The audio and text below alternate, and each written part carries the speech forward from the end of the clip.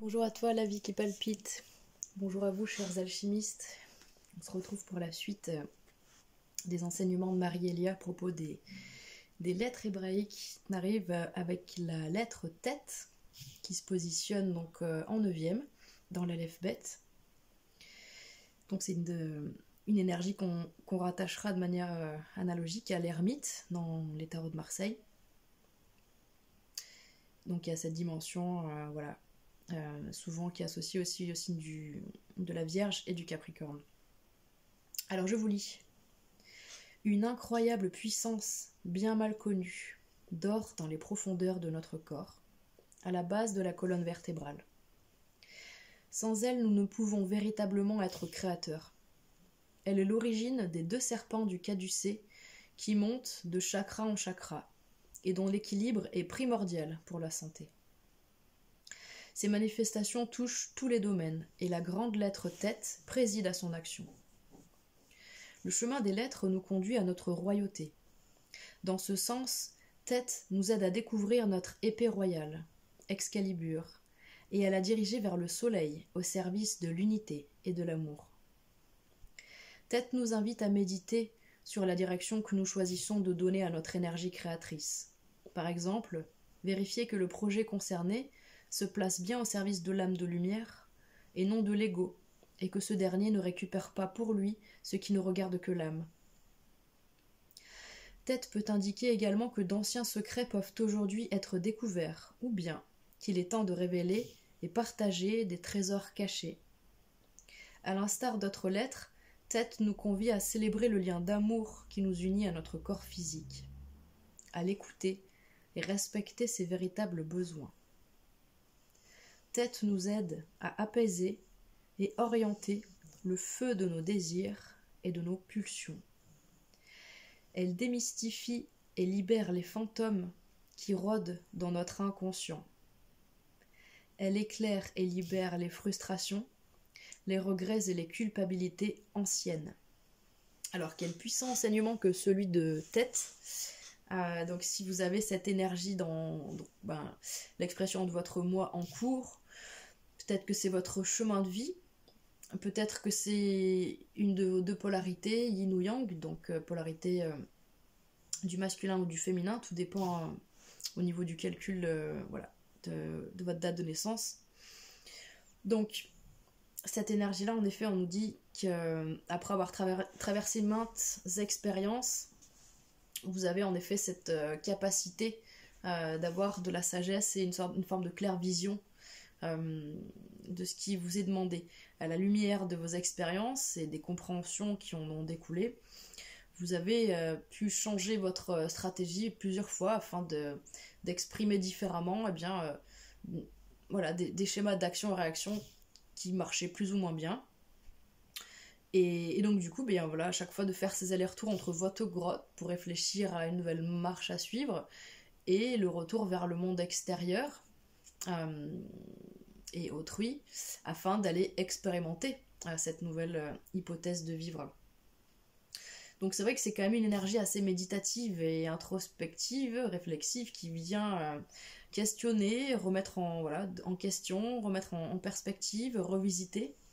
C'est pas forcément toujours facile, puisqu'en effet, ces fameuses remontées émotionnelles ou de mémoire, tout le long de de notre fameux arbre de vie, là en effet, il est bien question de ces 2 forces primordiales, ces 2 énergies yin-yang qui remontent le long de ce fameux caducée. Donc on parle de ce fameux caducée d'Hermès Trismégis qui a donné les représentations donc sur les panneaux de pharmacie.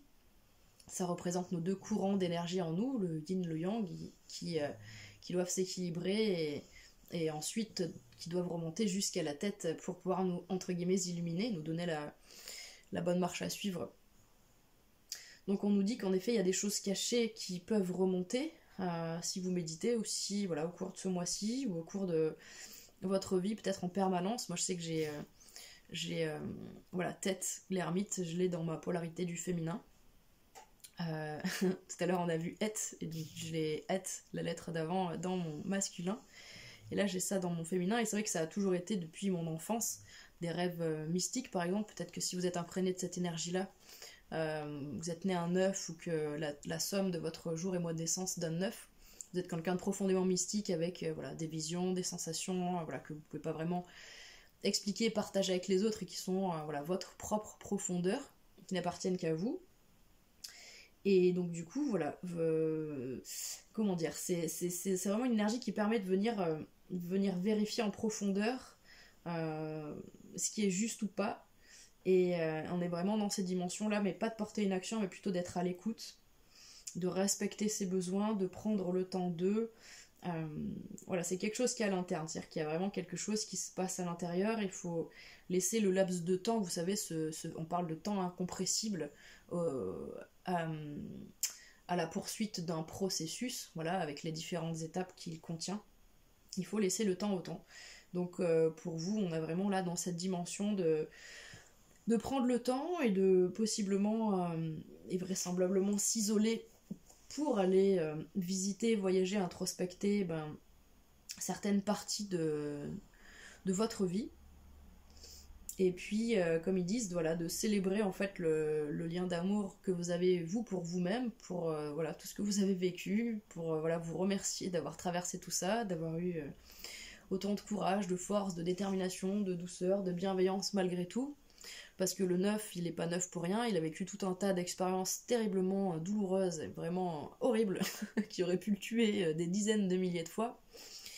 Et puis finalement, eh bien, il a su faire la part des choses, et en effet, en évacuant son mal et ses douleurs, eh bien, il a laissé place à cette grande lumière et cette grande sagesse qui fait de lui quelqu'un qu'on vient chercher pour avoir bien entendu des conseils, voilà, des pistes de réflexion, pour avoir un avis extérieur. Et donc vous êtes certainement, si vous avez comme moi cette énergie du neuf, un chemin qui de toute façon depuis votre plus tendre enfance vous prédisposez à être ce conseiller, voilà, ce psychologue dans l'âme, ce sociologue qu'on vient, ce grand mystique, ce grand philosophe avec qui on vient discuter, puisque bien il a plein de lumière et plein de ressources à mettre à notre disposition. Et puis voilà, c'est vraiment une énergie de révélation, et on vous dit voilà, il y a plein de choses qui peuvent être révélées et mises à jour, qui peuvent remonter de notre inconscient, subconscient jusqu'à notre conscient.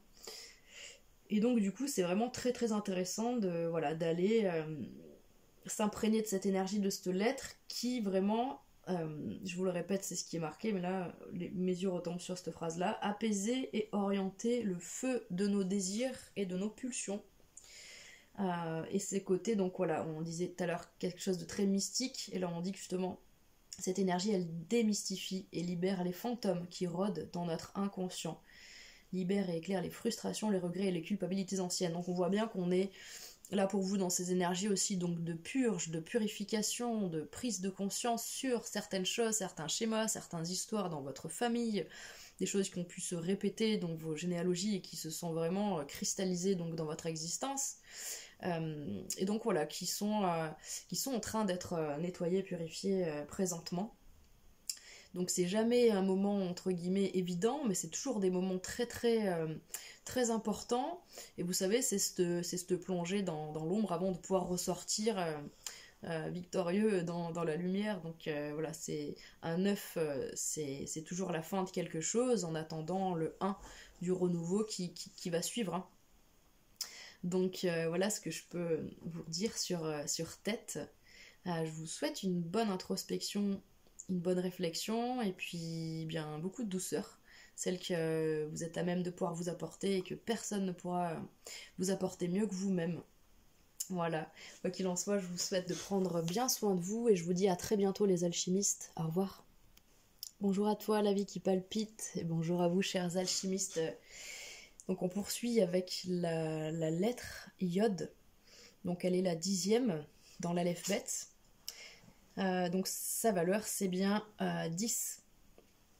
Donc là on arrive en effet à la fin d'un processus, hein. Juste avant on était avec Tête, qui nous invitait à plonger dans les profondeurs de notre être, de nos souvenirs, de nos mémoires, de tout ce socle de patterns, de conventions, d'habitudes, d'éducation, de tout ça. dans cette vie, dans toutes nos vies, voilà.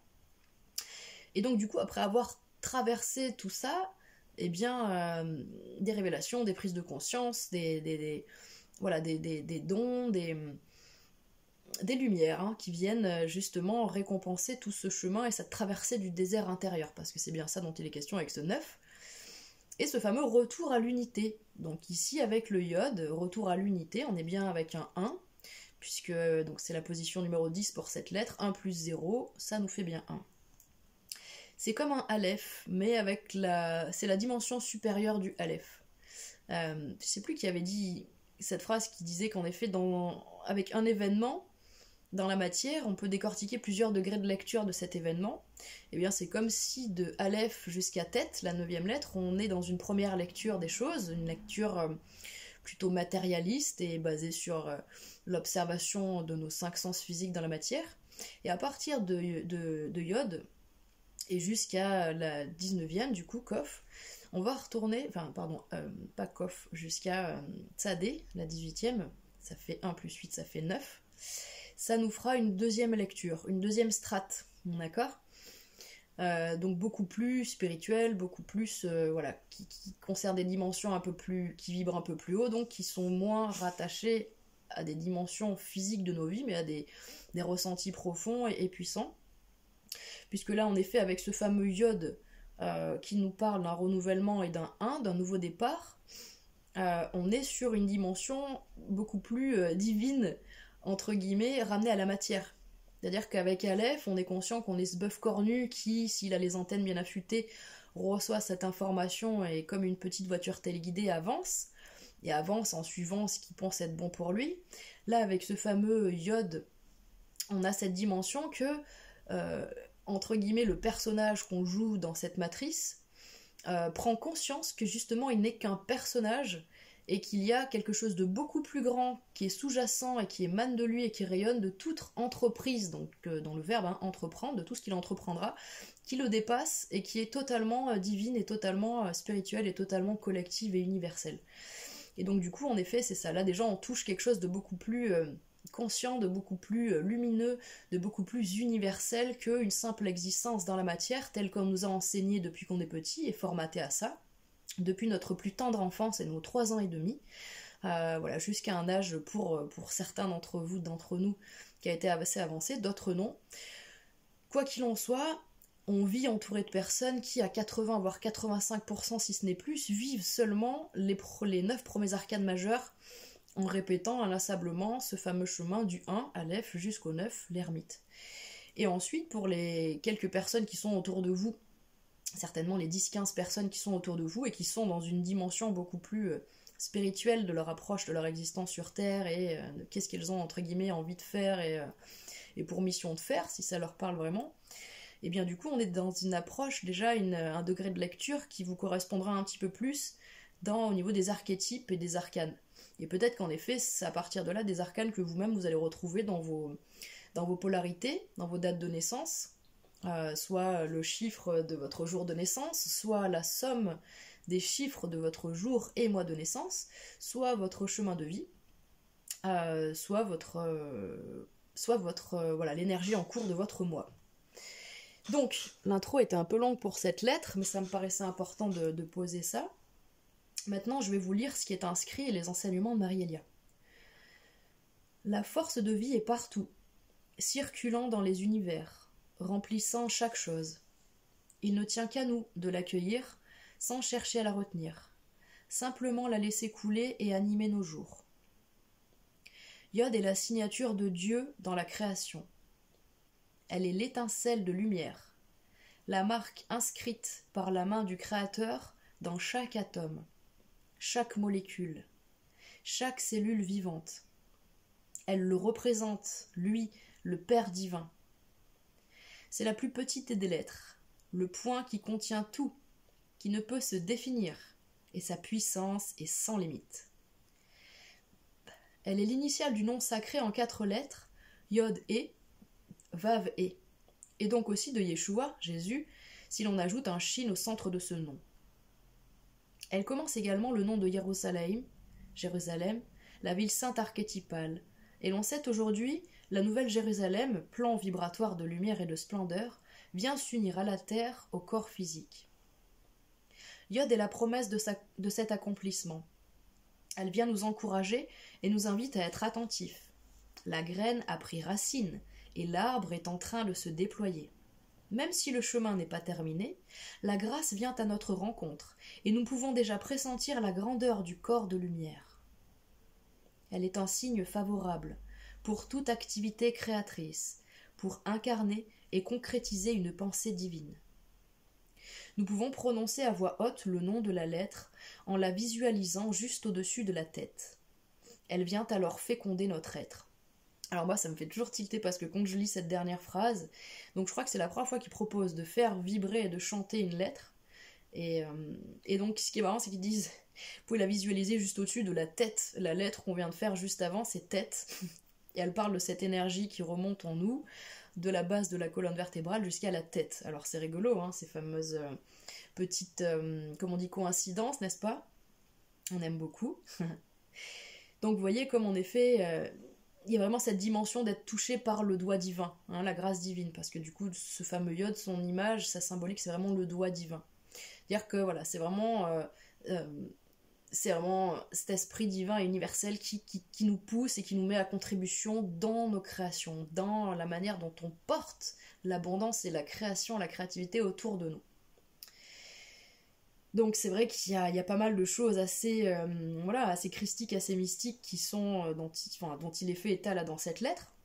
On nous parle du Père divin, on nous parle de ce point qui contient tout, on nous parle de... Voilà, c'est comme si ça représente aussi cet atome au sein duquel figure toute l'énergie de l'univers tout entier, comme nous disait Tesla.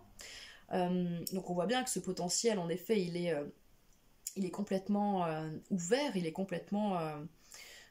champ des possibles infini. Puissance sans limite. On nous parle du nom sacré, donc Yod et Vav E. On nous parle de Yeshua, parce que là c'est ça pour moi, c'est cette idée de... C'est une forme de résurrection en soi, puisque avec le Yod on a lâché toutes les prérogatives un petit peu mentales, conventionnelles qu'on avait en tête et qui définissaient et qui bornaient un petit peu le chemin de nos créations, pour laisser tout ça tomber pour de bon, en 100 ans véritablement, puisque le 10 là qu'on aborde, ce Yod, il est issu du 9. Donc cette profonde réflexion, ce profond mysticisme qui nous a imprégnés en 9 précédemment, il s'est pas installé pour rien. C'est-à-dire qu'on a tellement souffert en 9 de devoir se mettre à l'écart, que forcément quand on revient pour créer dans la matière avec un Yod, c'est pas pour faire plaisir aux voisins. Mais absolument pas, quoi. Et d'ailleurs, je sais pas si vous êtes imprégné de cette dimension-là, de cette énergie-là, vous avez pu formuler plusieurs fois dans votre existence ces notions-là quand vous êtes en prière ou en reliance, que ça soit dans une énergie alors positive comme négative, hein, on peut être en frustration, en colère comme en joie et en euphorie, de dire et d'énoncer clairement tout haut qu'aujourd'hui, si on reste ici sur Terre, c'est véritablement pour être un outil du divin. Et c'est pas pour enfiler des perles, voilà. C'est pas pour faire plaisir à tonton Macron, ou c'est pas pour faire plaisir à machin, au médecin de service, on s'en fout. Voilà. Donc du coup, les gens qui portent ce Yod sont des gens qui sont complètement détachés de la matière, complètement détachés de ce qu'on attend d'eux, d'accord? Le seul truc qui importe, c'est qu'est-ce que Dieu attend de nous? Voilà. Et chacun doit répondre à cette question-là pour lui-même. Cette carte, cette énergie-là, elle est vraiment très forte puisqu'elle parle vraiment pour le coup d'une forme d'indépendance et qui est pas du tout égotique, qui est tout à fait spirituelle et qui vous prend, parce que c'est le moment, parce que c'est votre chemin. Regardez, c'est la roue, hein. C'est-à-dire qu'il y a une dimension d'arriver à... Il y a cette dynamique d'arriver à faire tourner la roue quand même. Vous voyez, ces fameux deux singes qui sont sur la roue de fortune, sur la représentation en bas dans les tarots de Marseille. Un singe qui va vers le bas et un qui va vers le haut. Donc celui qui descend vers le bas, qui est toujours accroché et dépendant de ces fameux schémas répétitifs et des choses sur lesquelles il n'a pas de prise, puisque c'est karmique, puisque c'est Saturne, qui ramène ça dans sa vie, dans sa psyché, dans ses relations, dans son travail. Et voilà, et qui finalement reste un petit peu prisonnier de cette répétition théâtrale de ce que ses ancêtres ont vécu déjà. Et donc contrairement à celui, petit singe, donc vers le haut, qui lui a compris en fait, hein, qui est entre guillemets profondément spirituel, c'est-à-dire qu'il a pu ressentir et comprendre au bout d'un moment, hein, quand il est passé par le 9 juste avant, que oui, en effet, c'était quand même bizarre que tout ça continue à se répéter inlassablement, sans que rien ne change. Et finalement, si les choses changent quand c'est le moment, quand justement la roue doit tourner, quand on a eu toutes les leçons, les apprentissages et les expériences qui font qu'aujourd'hui, c'est comme si on avait un nouveau sac de billes ou des nouvelles cartes en main, comme si on était dans cette partie de poker et qu'on disait ah oui d'accord, donc là on m'a mis une nouvelle donne, j'ai une nouvelle donne, j'ai des nouvelles cartes avec cette roue de fortune, et du coup en effet je vais les jouer différemment, ce qui va me faire sortir de ces fameux cycles. Je vais me positionner différemment, et en effet, en me positionnant différemment, puisque j'ai conscience de ces schémas qui se sont répétés, je vais me positionner différemment, je vais agir et réagir différemment, ça va forcément donner autre chose. Et là, on devient ce fameux singe qui a cette fameuse maîtrise des cycles. C'est pour ça que du coup, la roue de fortune et que cette énergie du Yod, elle est associée à cette énergie du Capricorne, qui en effet, signe de terre par excellence, est régie par Saturne, ce grand maître Chronos-Saturne, qui nous dit qu'en effet, lui vient nous rappeler tous nos karmas, nos fonctionnements, nos patterns générationnels et transgénérationnels et spirituels pour venir nous les faire travailler, conscientiser et nous en départir. Donc quand on a roue de fortune, quelque part, c'est soit qu'on vient de vivre un transit de Saturne, soit qu'on va, voilà, on est dedans où il y a quelque chose qui est lié à ça, c'est-à-dire qu'on vous explique que vous allez finir par en sortir. Avec la roue de fortune, vous allez forcément à un moment donné, avec le Yod, être touché par cette grâce divine qui vous anime plus que tout. Et c'est ça, c'est cet amour complètement fou pour ce que vous allez faire, créer, exprimer, rayonner, vivre et partager. C'est tellement fou que ça vous propulse ailleurs et vous faites tourner la roue. Voilà. Et là, je vois comme quand, vous voyez, il y a un cerf-volant, il est dans un courant d'air spécifique, et puis du coup, la roue de fortune, eh bien, c'est comme si ça vient représenter un courant d'air ascendant, voilà, qui emporte d'un coup et qui fait faire un virage à 180 degrés à ce joli petit avion de papier, là, cerf-volant. Donc voilà, voilà pour Yod. Et ce qui est intéressant là, si vous devez prendre un message supplémentaire avec cette énergie-là, ça pourrait être celui de recevoir, eh bien,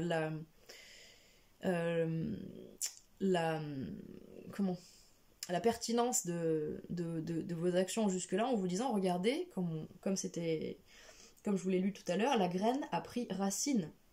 Donc en effet, la graine, c'est bon, ça a déjà germé, vous l'avez mis en terre, vous l'avez arrosé, vous en avez pris soin, et c'est en train de... Donc ça prend racine d'un côté en terre, et d'un autre côté, la plantule se développe vers le soleil, d'accord ? Et donc du coup, c'est vraiment, comme on vous dit, c'est vraiment quelque chose qui vient aussi vous porter un message d'encouragement et de félicitations quant à ce que vous avez déjà mis en œuvre jusque-là.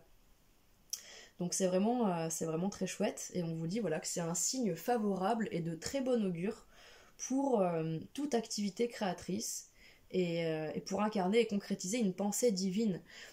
Donc vraiment félicitations donc pour ceux à qui cette énergie s'est présentée.